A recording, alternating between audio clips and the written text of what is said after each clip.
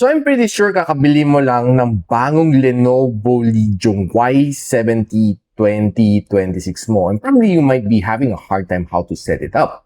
So today in this video, tuturuan ko kayo paano i-set up na maayos itong bagong phone natin, and this is the return of the comeback phone kasi sumuko na sila and bumalik lang sila. So tara, let's get it started. So eto, kita nyo. Probably if you don't read Chinese language, baka medyo mahirapan ka dito.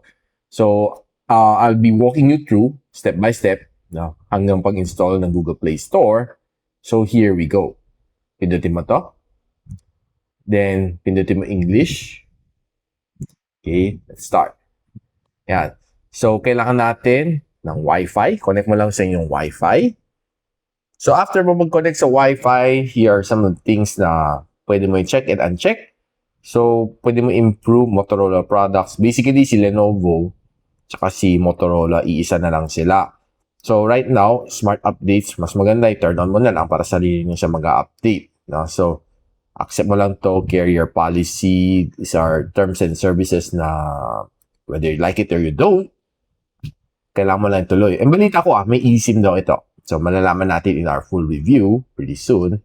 Okay? So, pwede kayong mag-add or hindi, no? So, probably, might be helpful, might be not. Yung AI niya, si Tianzi agent. So, it's basically yung AI niya. So, pwede natin i-set up later, no? Kasi isa-isahin mo yan, no? So, right now, kung gusto mo mag-transfer from another iPhone, from Motorola, or from another Android phone, you can do so. But since this is just a setup, we'll skip this. Data sync, I'll skip this one. So, pwede ka mag-backup, no? Depende sa'yo. I'll just skip it since kailangan mo pag gumawa ng Motorola or Lenovo account just to do so. So, here are some recommended service. No? AI Travel, AI Translate, Smart Unknown Number, check mo lang to. Yan. So, weather report, notification history, recorder, device shield service, wallet. I think hindi mo siguro magagamit to kasi wala ka naman sa China. You can turn it off. Okay. App reloading, Maxi. Pwede niya no? Parang AI siya. To check na user habits mo. And charging habit mo. So, location service browser. Yan. So, I think i-on mo na lang. Shouldn't be too much of a problem. Okay. So, you can set your PIN or not. So, sa inyo na yun. You can use this one, home screen na ganito. I must prefer ko si home screen. So, let's go to the next. Gesture or buttons? May gumagamit pa ba ng buttons? I think wala na. Medyo yesteryear na yan. So, either you go for light, dark, or transition. Depende pag any time of the day. Pag medyo padilim niya, mag-switch off siya. So, I'll go for dark. So, halos tapos na tayo. Okay? So, you can go to my home screen. So, ito na basically pinaka-home screen mo. Now, there would be some apps na probably you might not be using, no? I wouldn't call it bloatware. I would say na it's more of pre-installed apps. Like, pag kunwari mo, bili ka ng mga phones na global, there are some apps like naka-install, pre-install, PayMaya, GCash, Shopee, Lazada, na hindi mo naman ginagamit, no? There are some of us hindi mo magamit. All you can do is just pinch, like ito si Baidu, hindi ka naman ginagamit. Ano sa mo lang? Ganun lang. No? So you can do so sa lahat ng mga apps na hindi mo ginagamit. And ganun kasimple lang naman, no? Right now, we're going to App Center. Let's see if we can install yung Google Play Store natin. Okay? So, skip lang natin. So, i-type lang natin. Ano ka lang, agree ka lang dito. Kasi everything will be in Chinese ang keyboard niya until we install our very own Google keyboard. Now, let me figure. Ayan. Pagpindot mo to. Kita mo? Para maging QWERTY. Yan. Okay.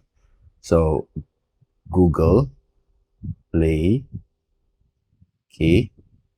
Hopefully meron, no? Search. Otherwise, we're going for the, yan, meaning that update.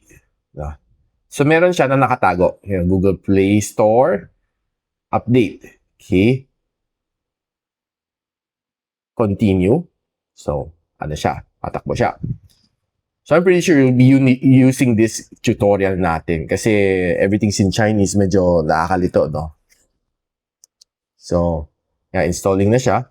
Okay. Pwede mo na siya i-enable. Kailangan mo i-enable. Meron siya sinasabi na enable, you know, Google Play services must be enabled to use. Hanapin natin yan, no? So, sign in. Let's try. Ayun yan, no? Kailangan mo muna hanapin kung nasaan nakatago yung kanyang Google Play services. So, ito, enable mo. Just press this one. Yan. Okay. So, by then, yan, pwede ka na pumasok sa iyong Google Play Store. Now, let me try. So, yan, pumasok naman siya. I'll be using this device. Just configuration lang naman. So, I agree. So, yan, nakapasok na tayo sa ating Google. So, I won't be backing up since this is just a tutorial. So, let's see now. The next order of things is to install everything Google. Pinaka-importante sa akin, keyboard. Kasi, yung keyboard natin is everything's in Chinese. It's gonna be crazy. Okay. So, right now, installing na tayo. So, open. Enable the settings. Yan. I-on mo to. Okay, so I can kill the other ones. Yan. This is Sogu. Yun yung medyo hindi natin trip. Select input method, Gboard. Done. Okay. So you can check your preferences kasi ayaw ko yung mga suggestion strips, mga ganun. I hate that. Keyboard vibration, keyboard pop-up. Okay yan. Goods ako.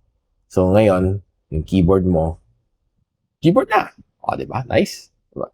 So basically, you can install everything Google na dito, Gmail, Gmaps, G Drive, everything. Yeah. So just install mo lang siya and create your own folder and everything's going to be pretty much okay.